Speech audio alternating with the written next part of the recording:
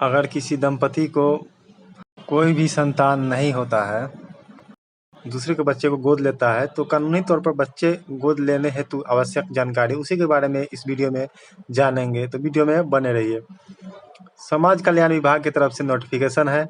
बिहार सरकार कानूनी दत्तक ग्रहण प्रक्रिया, दत्तक ग्रहण हेतु आवश्यक दस्तावेज यानी कि कौन कौन से प्रूफ लगेंगे। आय प्रमाण पत्र, व्यक्तिगत पहचान प्रमाण पत्र जैसे आधार कार्ड, आवासीय प्रमाण पत्र, विवाह का साक्ष्य प्रमाण पत्र, मैरिज सर्टिफिकेट, दंपति का जन्म प्रमाण पत्र, दोनों पति पत्नी का जन्म प्रमाण पत्र, दंपति का स्वास्थ्य प्रमाण पत्र और परिवार का 3 नवीनतम पासपोर्ट साइज फोटोग्राफ। विशेष जानकारी वेबसाइट https://state.bihar.gov.in/socialwelfare/citizen-home.html एवं https://cara.nic.in पर उपलब्ध है। दत्तक ग्रहण की संपूर्ण प्रक्रिया किशोर न्याय बालकों की देखरेख एवं संरक्षण अधिनियम 2021, बिहार किशोर न्याय नियमावली 2017 एवं दत्तक ग्रहण विनियम 2022 में निहित प्रावधानों के अंतर्गत की जाती है। तो ये सब डॉक्यूमेंट्स है और क्या नियम है कि क्या कानूनी नियम है वो सब था, और आगे जानेंगे कि उम्र क्या होनी चाहिए। कानूनी तौर पर बच्चे गोद लेने हेतु आयु के संबंध में आवश्यक जानकारी। समाज कल्याण विभाग बिहार सरकार कानूनी दत्तक ग्रहण हेतु आयु संबंधी आवश्यक जानकारी।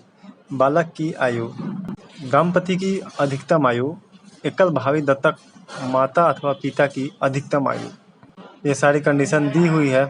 2 वर्ष के लिए बच्चे के लिए 85 वर्ष 40 वर्ष, 2 से 4 वर्ष तक 90 वर्ष 45 वर्ष, 4 से 8 वर्ष तक 100 वर्ष 50 वर्ष और 8 से 18 वर्ष तक 110 वर्ष और 55 वर्ष। विशेष जानकारी वेबसाइट https://state.bihar.gov.in/socialwelfare/citizen-home.html एवं https://cara.nic.in पर उपलब्ध है।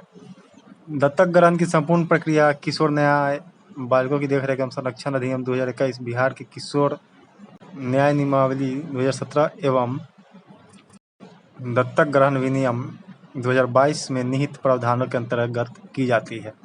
तो ये अपडेट था। वीडियो अच्छा लगा तो वीडियो को लाइक कर दीजिएगा। चैनल पे नए तो चैनल को जरूर सब्सक्राइब कर लीजिएगा, क्योंकि बिहार की सभी छोटी बड़ी अपडेट इस चैनल पे आते रहते हैं। वीडियो देखने के लिए आपका बहुत बहुत धन्यवाद।